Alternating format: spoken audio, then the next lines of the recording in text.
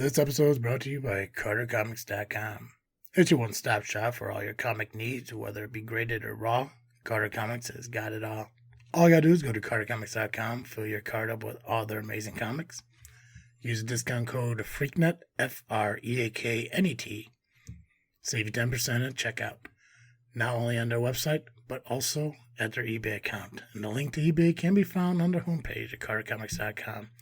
Again, CarterComics.com is your one-stop shop for all comic needs.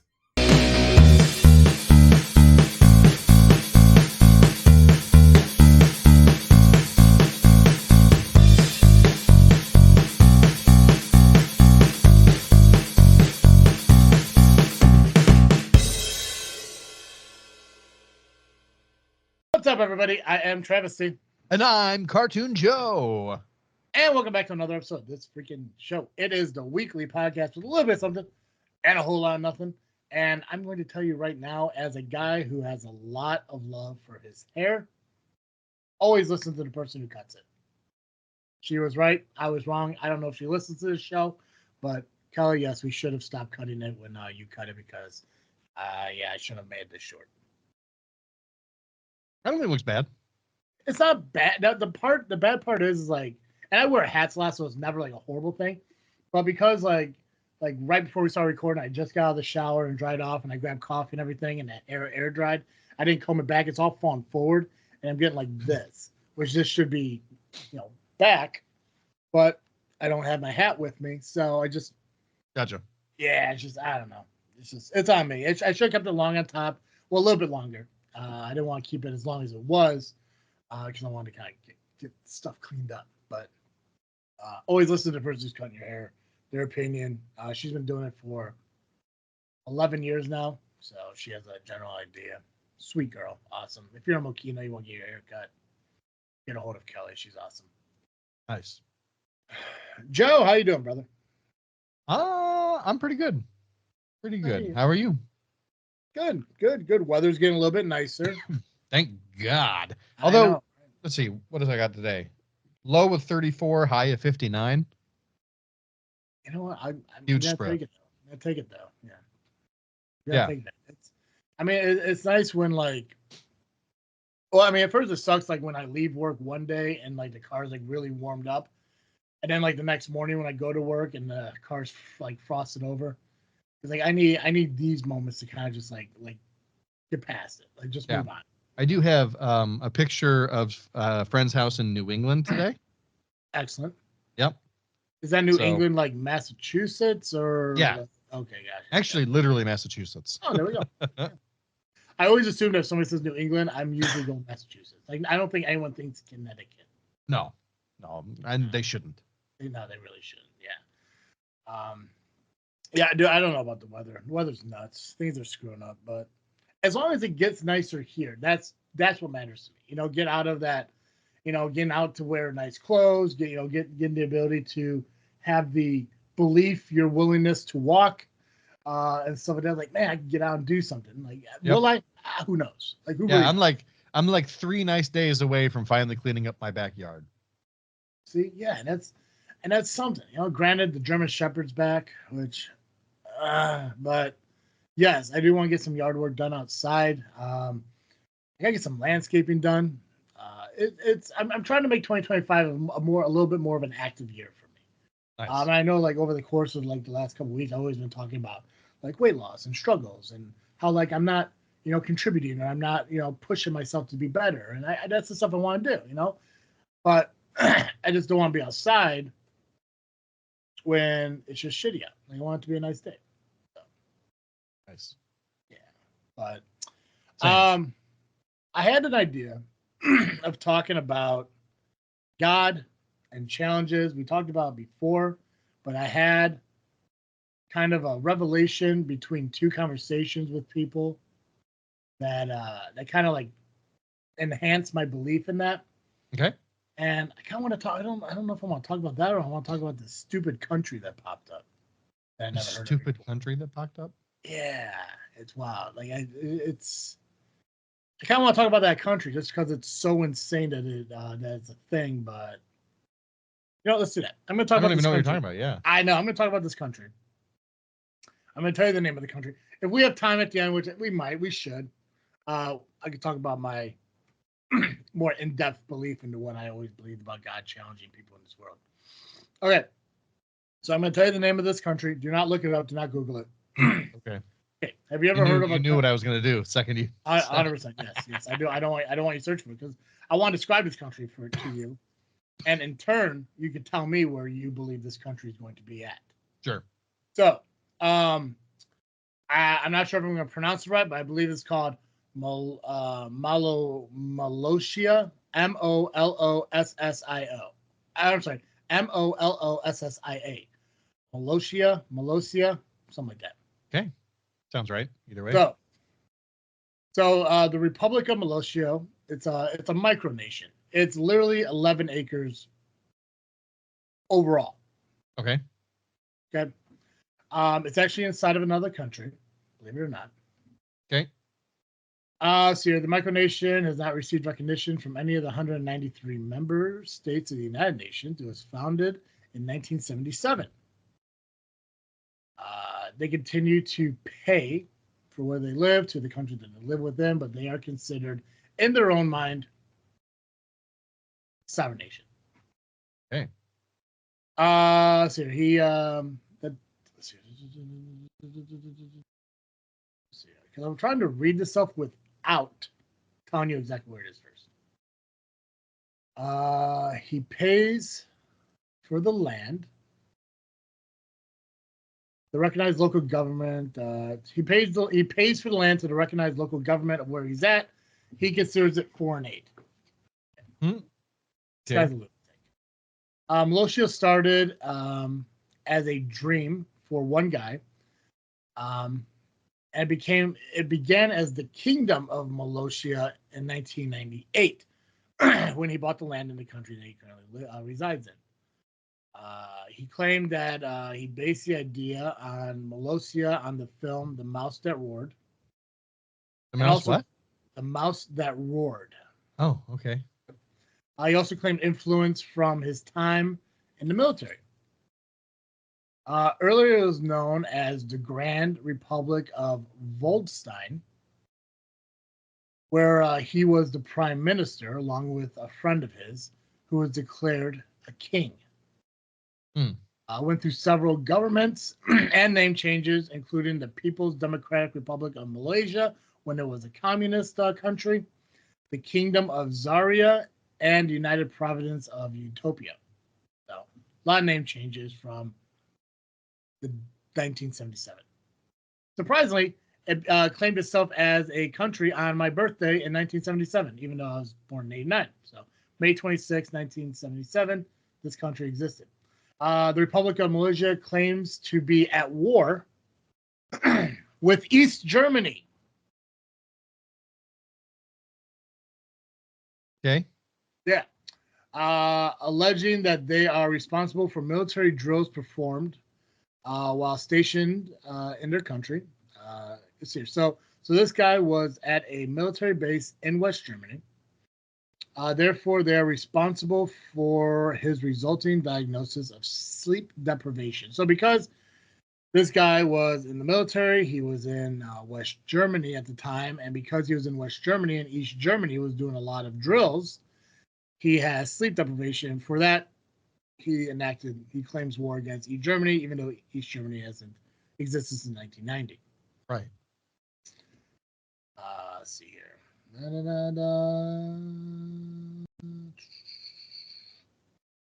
The flag of the Republic of Malaysia, called the Grand Triune or Triune, Triune, is a rectangle with a blue stripe on top, white stripe in the middle, and green stripe on the bottom. I'm hoping these clues are telling you where this place is located. The blue bar symbolizes strength and the desert sky. The white bar symbolizes purity and the mountains. And the green bar symbolizes both prosperity and the Malaysian landscape. Malosian. I'm sorry, Malaysian landscape. Yeah. You didn't look this up, did you? No. You just need to correct me. I appreciate that. Yeah. It is the flag of Sierra Leone flipped upside down, pretty much. So. That's hilarious. Environmental care in this country, plastic bags and incandescent light bulbs are banned in the Republic due to their effect on the environment. Catfish and walrus are also banned due to their non-presence in the micronation whatsoever. Okay. So he doesn't want catfish and walruses in his 11 squared acre country because you're going to ruin the habitat. Right. Sure. Laws. Detonating any nuclear device inside the nation will result in a 500 Valora fine, which is about $400. Yep. It is against the law to play percussion instruments inside of bathrooms, and sunshine is guaranteed for all. So simple rules. Don't play the drums in the bathroom. Enjoy the sunlight because you're guaranteed it. And if you release a nuclear device, if you detonate a nuclear device within this 11,000 squared acre country, you're going to get charged $400. There is a national anthem of the Republic of Molossia, or however you pronounce it. It's called "Fair Molossia Is Our Home." The music was composed by Simon Pierre Bocca di Passilandi, and lyrics were written by the president of Molossia. Kind of curious about the cuisine. Do you want to know about the cuisine here, Joe? Yeah. Why not? Excellent. So you can't have catfish or walrus. Can't have catfish or walrus because you'll ruin the environment of the 1,100 squared acre country. The signature national drink of Molossia is called Molosciolini. It's a non-alcoholic mixed drink of Sprite, grenadine, and pineapple juice with added cherries and slices of banana, orange, and pineapple. Honestly, sounds delicious. I'm intrigued on trying it. I think one day when because obviously I don't think a lot of bars carry banana, but the next time, the one time we go to a bar to try whatever we do, and if we do those videos where we go to different dive bars and stuff, we're gonna ask them to make this. Maybe we'll bring our own banana in. Who knows? Because I'm intrigued. I'm interested in that. I'm bored. It's a non-alcoholic. Basically, it's a Shirley Temple with pineapple juice and orange. Right? Yeah, pineapple, orange, and banana. Yeah, it's delicious. Onion and spinach are banned food items due to the president not liking them. Hilarious. No onion, no spinach. Okay, so we're into currency. The Valora, issued by the Bank of Malaysia, is divided into 100 futrus and denominations. F-U-T-T-R-U-S. I don't know how that is. Of ones, fives, tens, 20s, and coins in 1, 5s, 10s, and 30. Coins are plastic, by the way. And it's an exchange rate of 0.80. The Valora is also valued to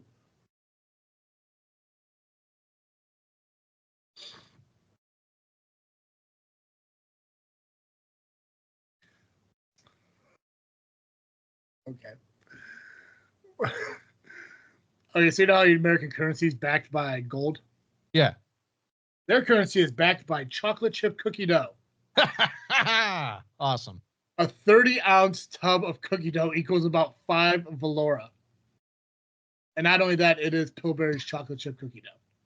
Awesome. Let's see here. In 2010, the Republic of Malaysia was featured on a featured-length special by Channel Awesome called Kick Asia. With the president playing a fictional version of himself in the film, the Republic undergoes an invasion by the nostalgic critic and his posse of reviewers who briefly took over Malaysia with a dictatorship, Kick Asia, before being ousted. The official website for the Republic of Malaysia treats the event of the film as factual. All right. Yeah. I've heard of this place, but I can't remember where it's at. I feel very confident that it's within America.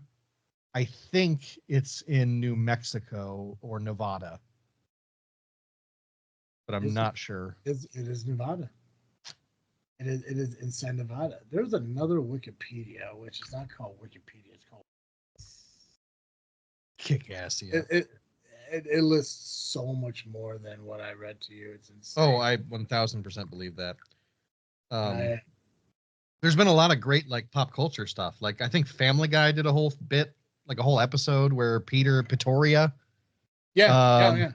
yeah. When he was that dude, that's the episode I quote the most to people. Whenever like somebody says like I'm going on duty, I'm going off duty, or that it's my solemn duty, blah blah. I'm like duty because he's building a pool in the back, and That's right. he's like okay everyone like just remember no one's allowed in the pool unless there's a lifeguard on duty, and he goes duty diarrhea, and then Lois comes out with and Peter's like hey Lois diarrhea. Peter, stop! I'm carrying iced tea, and I think he strikes like oil or something, and then he finds out, yeah, he actually isn't part of Quahog. He's his own thing. Oh, that's right. So it's on. But it just goes to show that one simple guy who decides, hey, I'm going to own 11 acres in Nevada. You know what? I want to be in my own country. And the fact is, it's not recognized by anything. No.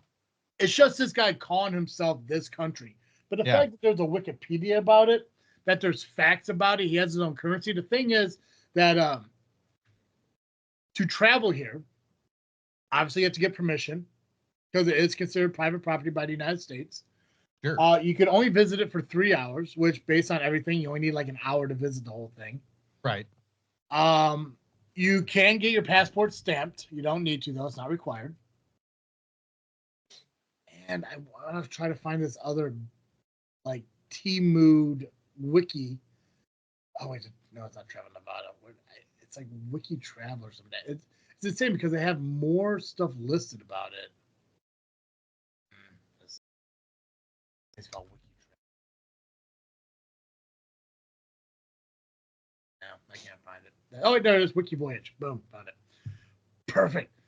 All right, this is a one-person self-proclaimed micronation not recognized by the United Nations or the United States of America. The language spoken in Malaysia, whatever it is English and Esperanto. Excellent.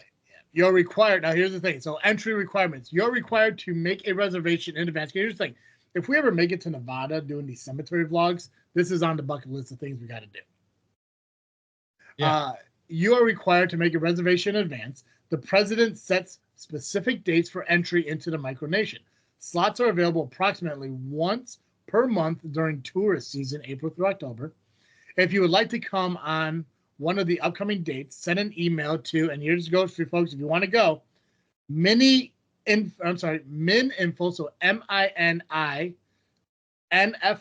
at MOLOSSIA.org. So mininfo at Malaysia.org. With the number of people in your party, those wishing to visit can only stay a minimum of 3 hours, and 1 hour is plenty of time to see the sights. At the front gate, there will be a mini embassy called the Custom House and the Micronation's Red Square. The passport can be stamped, but is not mandatory for entry.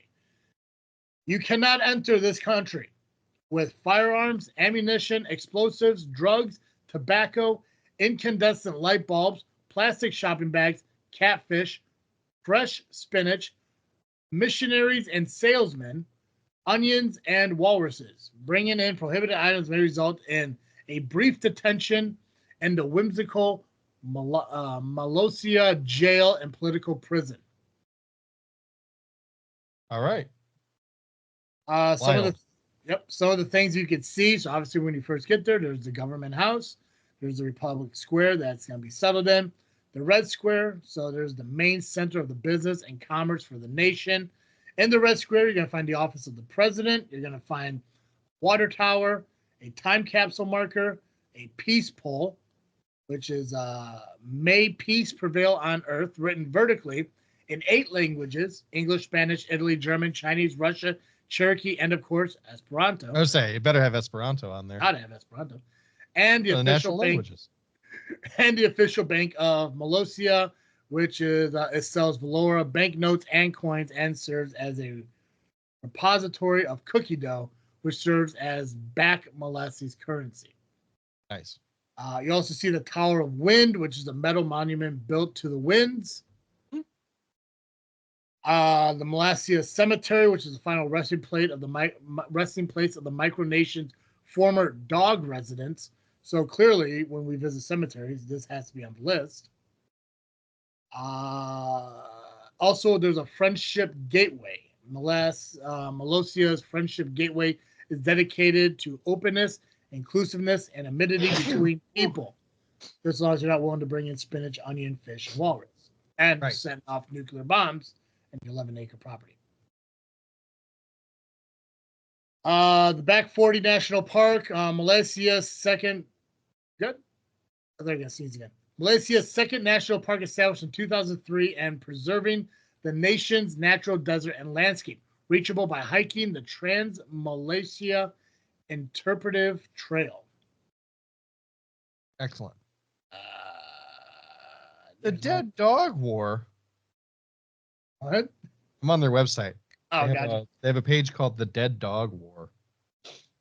As with Sealand, another micronation, Malaysia sells merchandise including signed photographs, don't know who, postcards, T-shirts, postage stamps, and Valora currency. Malaysia Trading Company is located in the Red Square.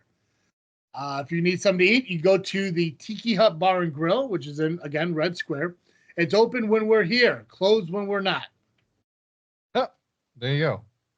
Small burger joint with a Polynesian theme serves burgers at $3 to $5 valor, about $2 to $4, with chips and fries, subject to availability. The Micronation signature cocktail we mentioned is only $2 valor or $1.60, and they have a lava cake, which is also $2 valor or $1.60. There's no public accommodations on the land, so you can't stay there and sleep. But if you want to go to Virginia City, which isn't that far away from there, they do have an RV park that you can stay. Alternatively, Reno is the closest major city. I think it's about 30 miles away or 27 miles away. And of course, if you're from the Midwest, what's 30 miles? Give or take. Yeah. So there you go. So we have a country with inside our country that's not technically a country. Yep. Yeah. Wild. Love it. Listen, Weirdly very American. The guy had ambitions to be, was he a prime minister? Is that what I said? I don't remember if he's a president or a king. Yeah, well, I know his buddy was a king, King James. Or that. Nice. But, Wild.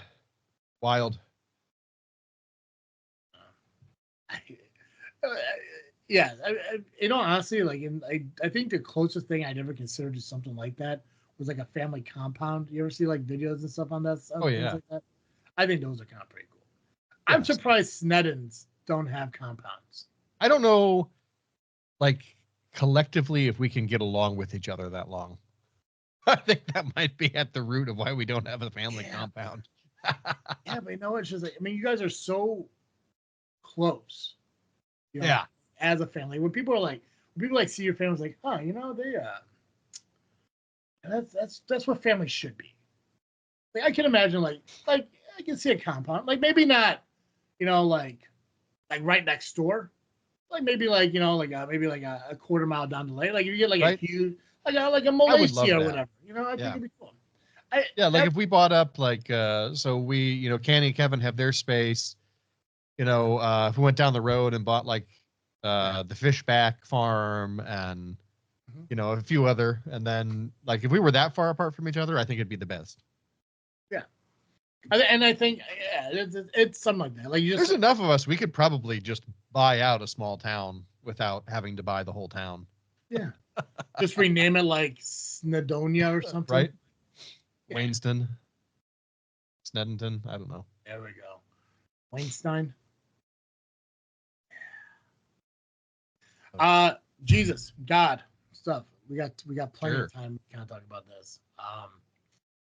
So, not to name names, but there's two conversations I had with two people, and it's weird because it happened within a few days of each other. And the first conversation I had, we were talking about how they started this whole new career path where their whole job is dealing with clients. Like they got clients now for like weight loss and nutrition and stuff like that. It's all new to them. Sure. But what's also new to them is the constant questions and contact from the clients, to where they just get frustrated and they get annoyed. And it's like, geez, I just want to break it. I just want to break it, stuff like that. And I'm sitting there talking to them and everything. It's like, listen, this is kind of like the job you signed up for, though. You got to understand that people who are coming to you, they don't know what they're doing. That's why they're coming to you, because they need guidance and need help. So when you're showing them something, they're gonna ask questions along the way. Right. And and then on top of that, they had they just have headaches, about they love their kids, but it's like their kids just become so much sometimes. Sure. It's like that's the nature of having kids, I think. Exactly, especially when you have two young ones so close together. Right. And it's like just wait till they're old enough to sneak booze into the local pop-up camper. There you go. Yeah, or just walk across town with the neighbor girl. Yeah. Jesus. Good times. Very. For whoever those people were, I'm sure. Yeah. I'm sure it was good times for them. Yeah. Those have we sworn already on this show today? I said shit earlier. All right. So for those shithead teens, whoever they were. Yeah. But yeah, they're just talking about like I just need them to settle down, just stop what they're doing, blah blah blah. They're doing this, they're doing that, and everything. And I'm sitting there listening to them, and I was about to say the same thing I always say to everyone else. Like, listen, I get that it's hard, I get that you're having a struggle, but I mean, I've told you this before. Like I firmly have a belief that God gives you challenges, and these may just be challenges. Maybe what your problem is there's just that you need to work on patience. You need to have patience for people. And they're like, okay. I mean, it kind of makes sense. Like, maybe. And I started thinking like more about it, and I was like, maybe it is just a centralized thing. Maybe it's not, it's just random challenges. Maybe there are challenges that you need at that time, for you to become a better person. Sure. I was like, well, that's kind of an interesting thought. As I was thinking to myself, like, good job, Travis. Yeah, that's a good thought. You're awesome. You're a great guy. And then a few days later, again, I have a conversation with a friend of mine who's not doing well mentally. They're like just a little down. And again, for anyone out there, if you're having problems, if you're struggling with something, reach out to somebody. Don't keep it in, because I'm trying to reach out to this friend of mine for like a day and a half, and we've been talking pretty consistently for like the last month. It was like keeping in touch. They're trying to expand their life and doing some cool stuff, like starting like a career. Like they want to do some some of their own stuff, be self-employed, and like we're talking through it, and I'm giving them like a little bit of advice here and there based on the stuff I know, because they want to do content and stuff. And it's like, okay, cool. So make sure you get social media. You gotta do promotion. You gotta do stuff like that. And but I haven't heard from them in like almost 2 days, which is very unheard of. They're very chatty, and I messaged them like, hey, listen, if you're busy, I apologize. I just haven't heard from you in a while. It just got me a little worried. Just make sure you're okay. They said they're fine. They're just going through some stuff. And I was like, well, I'm sorry to hear that. I'm not going to pry into your life. That's your own personal business. But if you want to talk about it, vent it. I'm here to listen, And they start talking about how they have this husband who, for some reason, they're not together anymore. I mean, the reason they're not together is because he was a bad person. Sure. But he also won't give them a divorce. And it's stupid. It's a stupid thought. In my mind, it's like, if he doesn't want to be with you, why does he want to give you the divorce? Right.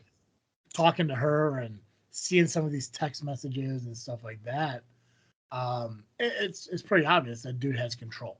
Like he needs control, and it sucks. It sucks that they got to go through that and everything. And she talks about how like he just belittles her. Like whenever he gets pissed off, he just belittles her. Like, you're not worth it. You're a piece of garbage. Blah blah blah, and it just sucks. And the stupid part is, and here's the thing too, and I apologize for the word I'm about to use, but it's the exact word I used for her when I saw these messages. I'm looking at this chain of messages that he's sending one after another, after another, after another. And the moment I read all this, the first thing that comes to mind is like, your husband's I'm not gonna use the F word because I don't want to refrain from using that word. I think we're doing well not using that word. Yeah, we're doing pretty okay today. Yeah, he's kind of a bitch Mm. because like it's literally like, and these messages aren't that far apart from each other, but it's like, you're never gonna hear from me again. I'm never giving you another $1. This is the last time you're gonna hear from me. You're not getting anything from me. I swear to God, you're not getting any more money from me. This is the last time you're gonna hear from me. You better lose my number because I'm never talking to you again. I swear to God, this is it. We are done talking. I'm not giving you another dime. Blah blah. Are they getting money in between? Is that so? What is so? Is there so like what alimony not even without that. divorce? They still share a phone plan that he pays. Gotcha. And he pays for something else. I'm not quite exactly sure what it is. It's not a lot of money, but it's enough just to help them get by. Because it's them with their family and stuff, and so they're just doing a little. But I don't know if he's been helping because he feels guilty. But the problem is he holds that over her head. Oh yeah. Every time he gets pissed off, Sure. she's trying to live her life. She's trying to be happy and everything, and he's just like, well, fuck you then. I'm not helping. Damn it. There it goes. Okay. There it is. There it is. That well, okay. Well, we're fucking done now. See, there's the problem there, Joe. If we did it once, it was PG-13. Now it's rated R. Oh, sorry. Fuck it. Bleep it. Okay. Bleep it. Yeah. There's always next week. So he just said, like, forget it. We're done. But he kept saying that, like, eventually she responded back because, I mean, she was busy living her life, doing whatever, maybe sleeping. I don't know. He's like, I have no idea what you're talking about. Excuse me, blah, blah. And then he just responds back. It's like, dude, if you wanted to be a man of your word, you would have blocked her or whatever after the first message, not 7 more saying you're never going to talk to her again. I'm done talking to you. You're never going to hear from me again. This is the last time you hear. He's like, dude, piss or get off the pot. It's take like, yourself seriously, pal. Yeah. So I told her, I was like, I'm sorry to have to go through that and everything. I was asking, like, do you really need him? Like, is there anyone else that can help you guys out? And because I know that there's a brother in around her life, and she said even her brother questions like her about not having a job or something like that. Which, listen, I get that. I get why she doesn't have a job because she's trying to pursue this content creating dream of hers. Right. And I think that's awesome. I think if you're able to get by and you're able to work on it and build it, that's awesome. And you should achieve that. And I've told her constantly, it's like, you do what you want to do. And this is what you want to do, then do it. Right. But the fact that, obviously she has, and everyone, and it's everybody, it's not just her. And I know she listens to the show. And I told her I was going to talk about this. I get that it's hard for people out there to ignore the criticisms of people. I don't know if it's a blessing for me or not, but I've been really good at blocking out 90% of it. I mean, there's still some things that really get to me sometimes. A lot of it's more so of I can't remember what it is now, but there's like 10% of things. If I come up with an example, I'll give it to you. But there's like still 10% of things that does kind of get me, does kind of affect me. Sure. But 90% of that stuff, like, people say about me, like, I really just don't care. Like, I mean, I've gone through the years of, being called fat and gross and overweight and ugly and blah, blah. Like, that stuff doesn't bother me. Like, I don't care. Like, I know I'm in a situation I'm at because of my own doing, and I know eventually it's going to be better and I'm going to overcome it. I just have to find that mindset that allows me to overcome it, and then I'm going to do it. It's going to be like 2018. I found it then. I did great. I just lost it because of a bad moment. If I find that feeling again and I can overcome it again, I know it's going to be better. Right now, it's just a weird little spot I'm in. But I wish that people could be like that and, like, sit there and say, like, hey, regardless of what they say, it does not matter. Like, that stuff does not matter. And I'm telling her, like, listen, it doesn't matter what anyone in your family says. It doesn't matter what an ex-husband says. You need to worry about what matters to you and who you are. And you're a good person. And I know you're a good person. And anyone who knows me knows I am rarely wrong. Right. And it's certainly about people, Yeah, like I'm a good reader of people. It's been like not everyone, but I mean, the stats are pretty high. But as I tell them, like, the problem is, like, I think you just lack confidence. you hear what these people say and you just believe them instead of just realizing that you're better than what they're saying. Their opinion doesn't matter, and you don't need them around to dictate who you are as a person. After that conversation, I reminded me of the previous conversation when we were talking about patience, about how there's multiple moments in her life to help her learn to build confidence. Because what they are missing in their life, which is the confidence, and what my other friend in their life was missing, which was patience, they're getting repeated moments in their life. They're showing them these moments can be better if you just overcome them. And she Multiple also opportunities to work on this thing. exactly. And I had this kind of, and like, you know, we talk about God from time to time. She's religious too. She has a faith in God and everything. We talk about this stuff all the time. And I was telling her, I was like, I've told you about, you know, my belief in this whole, like, God challenges us to show us how strong we are. God will never give you a challenge that you cannot overcome. I've said that ad nauseum to everybody. Like, every time somebody says that they have something going on in their life, like, you work to overcome it. Find help. You do what you need to do. Overcome it, though. Do not let it defeat you. You can do it. You know. But now it's kind of dawning on me more. It's like maybe it's not so much just random challenges to show you how strong you are. Maybe they're challenges put in front of you to strengthen a weakness you have, to make you an overall stronger person.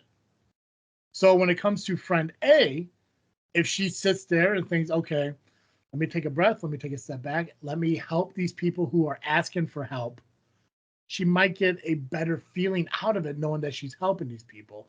Or, okay, I get that my kids are crabby, children are being children. Let's work with them, and let's try to fix the bad habits, and let's reward the good habits, you know, and stuff like that. And maybe in turn that will kind of help, you know, with the tantrums, which will show her patience.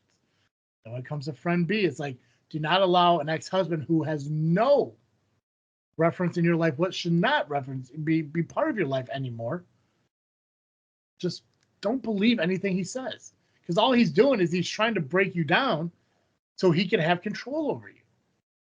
I mean, it's obvious, and what in the messages he sent is like he wants that control, and he thinks that you are this weak person that he could do that to. But if you realize the person you are and have that confidence, you can sit there and tell him, I don't need you. I can do it myself. I have who I need to get through what I have. You know what? Tell your family the same thing. Now, if you really believe that I'm that type of person, then we don't need to have a conversation. We don't need to talk. You don't want to be here for me. I don't want to be here for you.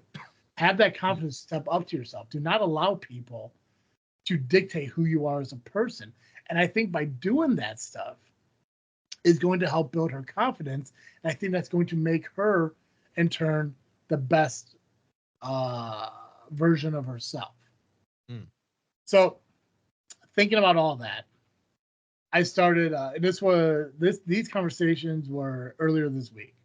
I can't remember when the conversation I had with the second friend was. It was the 9th, so 3 days ago. So that night, after I said goodnight to them and went to bed, blah blah, I got done messaging, and I laid down and I couldn't fall asleep. So I started thinking about something. I started thinking more and more about this person needs to learn patience. This person needs to learn confidence. What is mine? Like, because I always look at challenges as like they're just challenges. They're not, you know, they're just trying to make me a stronger person, you know. But when it comes to money, I had financial problems. I overcame them. What is my challenge now? Like, is it laziness? Is it overeating? Like what can it be? Right now, I think I'm leaning towards laziness. I think I'm leaning towards the fact that like I find the easy way out to eat, stopping at fast food places on the way home, ordering Grubhub, you know, stuff like that. Even though I haven't done it in a while, it's still there. I still have Grubhub on my phone just in case, you know, I don't want to stop at the McDonald's or the Taco Bell or the Dunkin', you know. And granted, like even though if I go to like I go to Dunkin' Donuts and I grab like the chicken wrap with unsweetened iced tea, not the not it's not the worst thing in the world, but it's Good definitely food. a healthier option. So I'm not Yeah. buying donuts and bagels and stuff, but why couldn't I just shred some chicken at home, melt some cheese together, and throw it in a tortilla and Right. And just make have the my own same thing wrap? at home. Yeah. Exactly, because that takes work. That's the thing.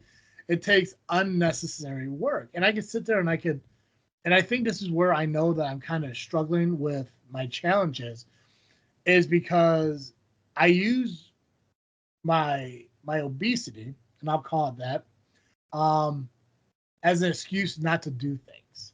Hmm.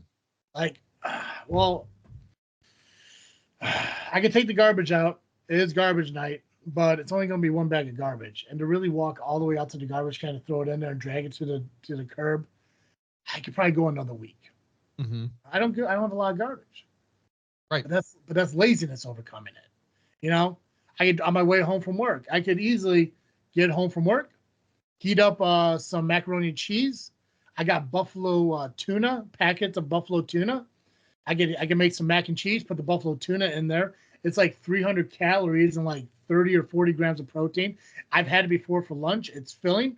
I can get home, make that up. That'd be my dinner. Have some water. I got Crystal Light packets I can mix in there and stuff like that. I got sparkling ice water. Home, mix it up by the time I get home, I can eat within 5 minutes, 4 minutes, ready to go. If I didn't want to put tuna in it, I have cans of chili. I can make chili mac real quick. Throw a couple packets of macaroni and cheese together in the microwave, heat it up, throw a can of chili in there, mix it up, throw some hot sauce in there because I still got that Elijah. I can easily do it. Or I can stop, grab a mushroom Swiss burger from Culver's and a large cheese curd with a large Diet root beer. Mm-hmm. Because it's easier than me having to come home and open up a packet and throw the water in it. Right. Throw Well, it in the it's one step versus 10. Exactly. Yeah. So it's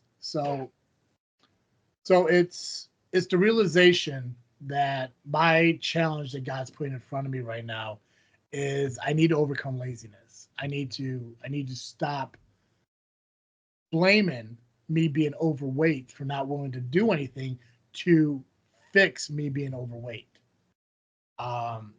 Waking up on Sundays. I wake up on Sundays.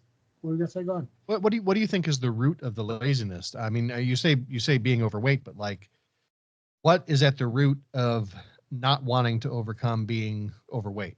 Is there an anxiety? It's self-love. Self-love. So you got to work on self-love. That's really the thing. That's the core. Yeah, the thing we talked about. I don't know if it's the last episode, or the episode before it.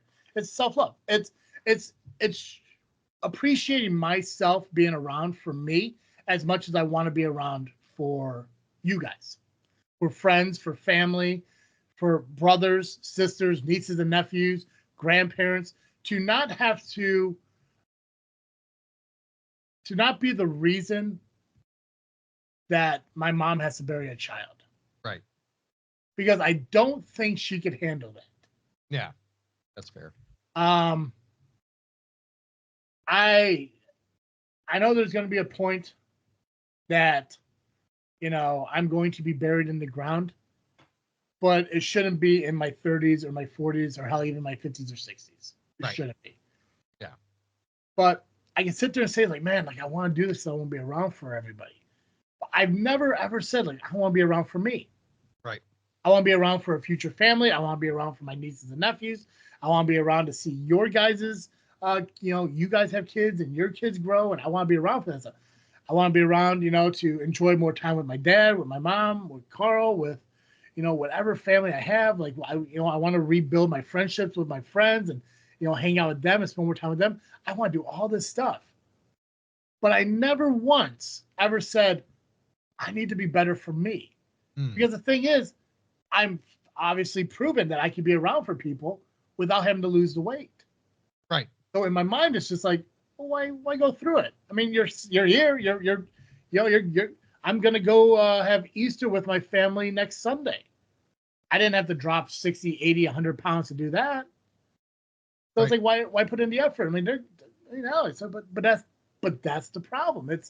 I need to, because how many more of those Easters am I going to have if I don't change who I am? Right. So I have to look at that stuff more as like I have to be better for me.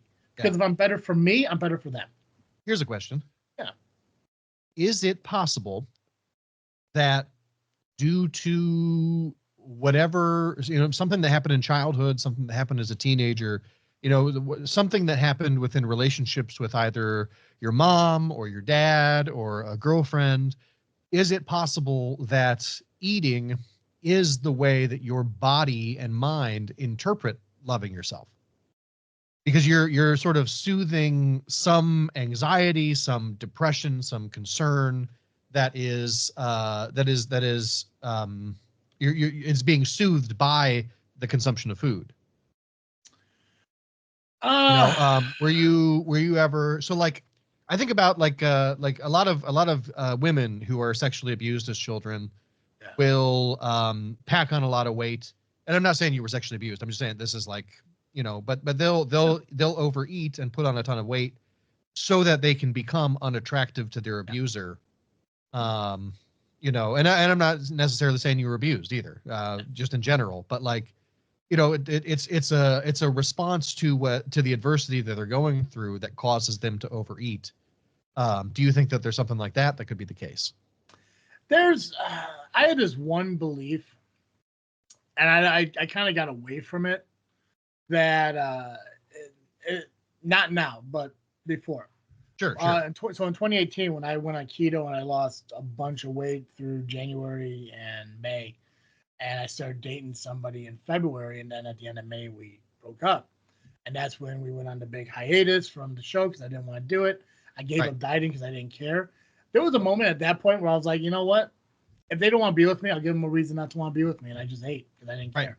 It's like clearly losing the weight didn't help me keep a girlfriend, and I know I did nothing right. And like there's a good chance that if anyone went to go find this girl and asked her, why did you and Travis break up? There is no justified answer that she could give that makes me think like I'm a horrible person. Because the only reason we broke up is because I asked her to honor a commitment she made 3 weeks out. And because of that, she felt I was smothering her and she dumped me. I have no ill will towards her. She is a wonderful person. I think she just found somebody else she'd rather be with, and this was her way out. Mm-hmm. I got no ill will towards her.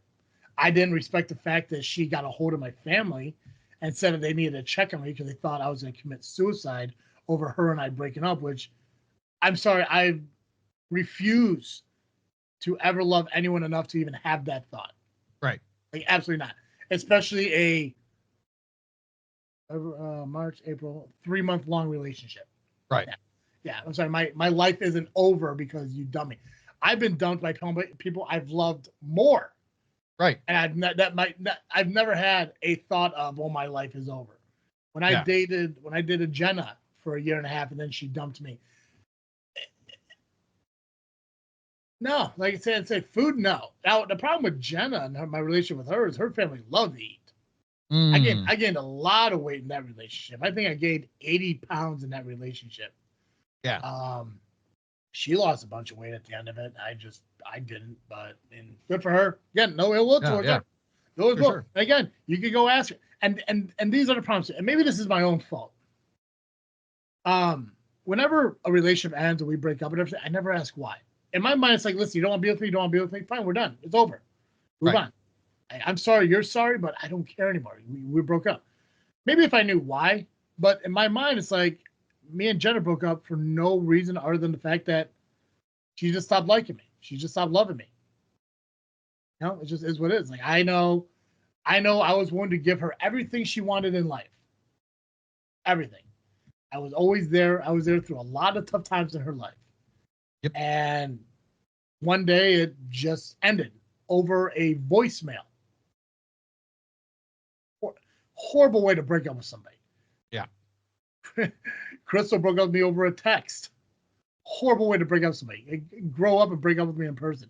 Nobody's ever done that. Insane. Yeah. If I've broken up with only 2 people in my entire life, and both of them were in person because out of respect to them, they deserved that. You know? Right. But it was just it was either a mutual understanding that they couldn't commit time, or there just wasn't those feelings there, and it was like a 2-weekend or 3-weekend relationship. Like, I'm just not feeling it. But I after like Crystal and everything, and like I was like, well, fuck, I'll just be fat. Like, it doesn't matter. Like, if they don't want to be open, I'll give them a reason. After a while, I'll just say I don't. Right now, I don't think I'm eating just because I want just to be fat. And like you said, I was never assaulted when I was a kid.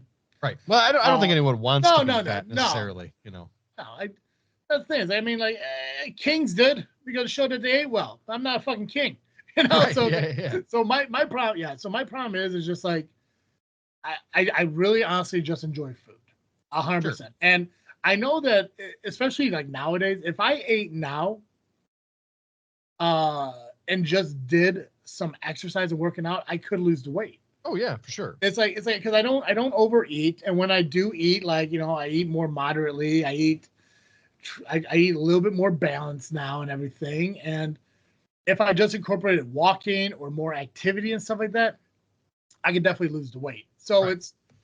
It's just there's just levels to it now. And tomorrow, which actually will be my freaking thinking, but I'm gonna do my freaking thinking real quick. Sure. So tomorrow, me and Ashley are going to church tomorrow. Oh, nice. Ashley wanted to start going to church, so we're gonna go to a church. So I want to start doing. That was one of the things I said, okay, I need to start doing. I need to start going back to church on Sundays. So we're gonna do that tomorrow, and we're gonna go to a church. It's a different church. It's not the church I go to, but it's one that she wants to go back to because she feels comfortable in it. And I was like, that's fine. But if we go to that one, I want to go to my church on each Sunday. And she said, fine, deal. So I'm going to start going back to church, which is one step into this whole new lifestyle that I want to start adapting. The DDP yoga, which it's been a struggle to do it, but I've been doing it moderately. Nice. Better than me. But it's just obviously it's hard because, I mean, like, the last time I did it, my breathing was better, and I was a little more limber and stuff. So, I mean, it's obviously the whole point of the beginners, it's just starting fresh. So, but yeah. I did it like once or twice. I did it like once a week, then I did it twice in a week, and I did it once in a weekend. So I'm just starting fresh all over again on Monday. I'm going to do it on Monday evenings. I just got new medication from my doctor to help with the drowsiness of the day. I took it for the first time yesterday, and it actually, I don't know if it's just a placebo effect of me thinking it's working, or it actually did work, but I wasn't tired throughout the entire day, which was awesome. I gotta get checked on my testosterone because it's been 3 months since I got last checked. Actually, it's been almost a year since I got last checked, but I gotta go get that checked and see where we're at. If that's not working, we're gonna up the dosage of it and everything. But there's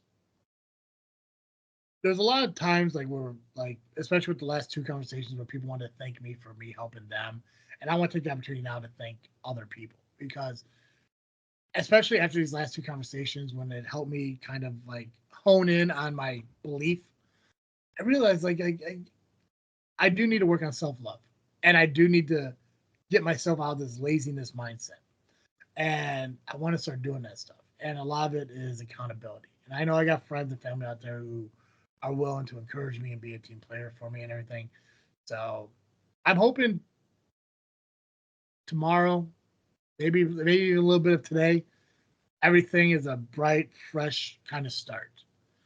I'm currently in the middle of a fast right now, an accidental fast. I jokingly told somebody I'm going to try doing a 40-day fast. Huh. And it's not for dietary reasons. It's for just a way to purify my mind, I guess, in a way, just to try to find a way to, like, re-engage find that euphoric feeling that I had when I did the 72-hour before, and just kind of like hone in on this idea of being like a better me. I mean, obviously the autophagy and stuff is great too, but am I gonna do 40 days? Probably not. Yeah, it's not. It's I can do 72 hours. I know I can do 72 hours. Could I do 60? Probably. I know people are consistently doing like 10-day fasts and stuff like that, and that's great. There's a guy out there on Instagram who's doing 6 months with no food, So it's like all he's having is like protein shakes and stuff like that. I mean, good on him. That's awesome. I don't know Sounds if I like can an do eating that. disorder. Well, that dude, yeah. Well, that dude was also, I think, at one point 600 something pounds. So I mean, I good on him. Like, but it's like I'm good doing like the 72-hour fasts here and there. They actually do help me. I mean, I think like I don't know if it's the mental thing or it's really physically happening, but I just feel better. I'm where am I at right now? I'm 37 hours in right now, and I just feel great. You know, and I think a lot of it too is us doing this show. You know, it's being able to talk about everything. I know I took a brunt of it with my life and myself, and I apologize for that. Joe, next week we'll talk about you. Next week's all about you. Um, but yeah, it's just about me rebuilding myself and just being better. And I think doing the podcast helps. This is pretty much my new uh journal. But also, you know, trying to keep it accountable because I don't like disappointing people. And if I say I'm doing something, I really want to do it. And I feel like what I have been doing, I've been disappointing people. So starting April 12th, new Travis, more water, less crap food, more walking, get some more steps in, find some active stuff around the house to do, just being better. Nice. What are you freaking thinking about, Joe? Well, we were talking about it before the show, but I am pumped to be petitioning a new Masonic lodge to be part of. You know, like I've said, you know, pastoring's a lonely job. It's tough to make friends, have friends. There's too much of a power imbalance in a lot of ways. With your congregants and stuff, you can be friendly, but it's tough to be friends. And we're a small congregation, so it's not like there's a lot of you know, doses of friendship that you can get even in small quantities with only like 10 people. So anyway, I'm really happy to be petitioning a lodge. I'm really pleased with how hospitable and friendly they were when I went to go visit the other week or this week. And yeah, I'm excited to be doing that again. I'm excited to, you know, I've got to go through like an interrogation process to make sure that I'm fit, and then they got to vote me in and stuff. But I think I'm pretty sure it's going to go pretty easily and quickly and straightforwardly. And I'm excited that you know, there's very close to me. There's an education lodge, so like I'll be able to learn the steps and words and things so that I can recite them.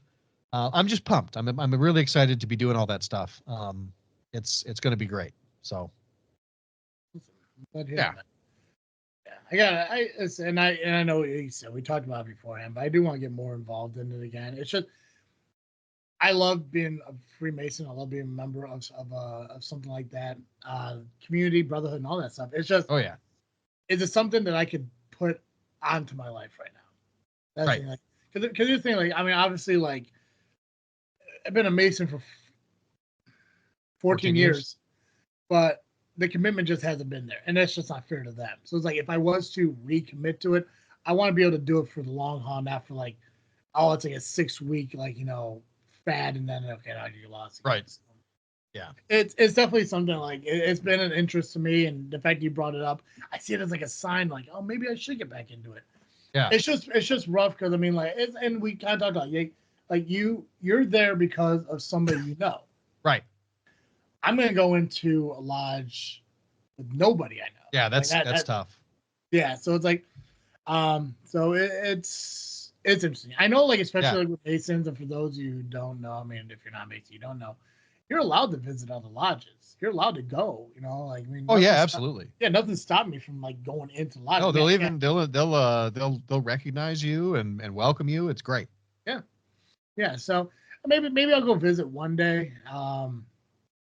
and just see how it is. And like, if I to me, I think it's kind of like with church. If I walk in and I feel right about it, then maybe I move forward with it. But I think it has to be more of a feeling thing. Yeah. So, How I don't have a good grasp of the geography down there. How close is like Manhattan to Mantino? Manhattan to Mantino or Manhattan to Peatown? To Mantino. Drive time probably like 25, 30 minutes. Gotcha. See, I mean, I don't know if it's a good idea or not, but like reach out to Josh or David and see if they'd like to join you. That way you don't have to do it on your own. Oh, that's true. Yeah. Are they in Manhattan? Josh is. Oh, shit. Okay. Yeah, I actually don't know where Danny and David are now. They were at Homewood, but I know they've just moved. Oh, did they? Okay. Yep. I'll have to find out. Yeah, get that. Yeah, And but I know, especially with Josh's, Josh has got some political ambitions. He ran in the county clerk race on saw April that. 1st. Yeah. I saw that. I saw a picture of him with was it Brent Booker? What's I can't Cory remember his Booker. name. Cory Booker. Who's Brent Rooker? I don't know. Oh, name though. Yeah, that was back when he was lobbying for the farm bill, like 2 or 3 years ago. Oh, okay, gotcha. Okay, I thought that was current. Okay, well, good for him. That's awesome. Yeah, but you yeah. know, the Masons are really good for political connections and things, and so that might be it might be something that Josh is really open to, and yeah, it might help you get there. Yeah, I'll have to look into that. Yeah, because I said it's definitely something I want to consider a lot more often. It's just I gotta just if I'm going to do it, I gotta do it.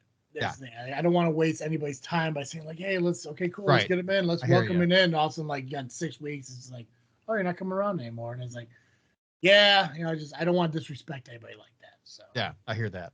But So, again, but yeah, but for me, I got no choice. The loneliness is literally killing me. I have got almost no motivation to get up and exercise. I've got it's very difficult to motivate myself to get my house clean, to like, you know, and there's I'm in a lot of ways I'm the house spouse because my Maddie is working a full-time job and going to school and has some health issues going on, and so it's very difficult to keep the house clean. It's not very what do I want to say? We don't have a very equal share of things right now, and that's okay because we didn't when I was in school. It was the other way, you know. And so, but I'm alone a lot of the time. In my job, I don't get to interact with a lot of people.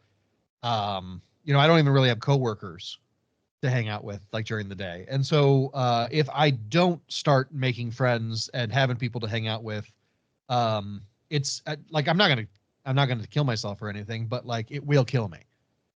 You know what I mean?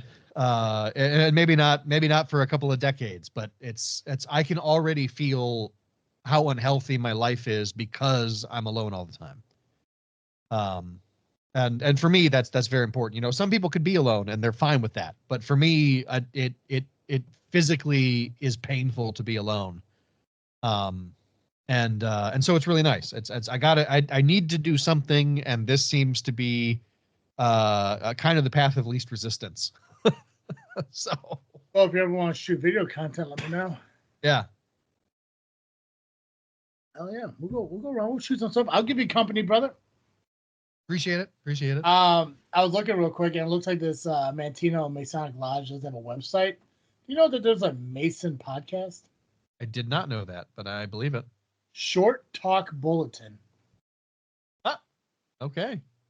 Every month since 1923, the Masonic Service Association has published the Short Talk Bulletin, which was an informative, chatty discussion of some aspects of Freemasonry, symbols, allegories, history, individuals, etc. They are sent to all lodges of the constituent Grand Lodges and are intended to be read in all lodges. Here we are bringing all these jewels of Masonic light to life so that Masonic education may happen wherever brothers are. Nice. And they're like 8 to 10 minutes long. Nice. Oh, that's very doable. Yeah. I don't know what V67N10 is, though. Me either. Oh, volume and number. That makes sense. So volume 96, number 8. Can you see me now? This short talk is taken more remarks made to the annual communication of the Grand Lodge of Kentucky by the visiting GM of Tennessee. 9 minutes, 13 seconds. Okay, that's pretty cool. So, hey, Joe. Yeah. Every week our listeners catch Cartoon Joe here on this Freakin Show. But if an hour of Cartoon Joe just isn't enough for our listeners, where can they go? If you need more Cartoon Joe, you can find me over the Geekcast Live podcast at violentpress.com. You can also find us on Facebook, iTunes, Spotify, and Twitter by searching Geekcast Live.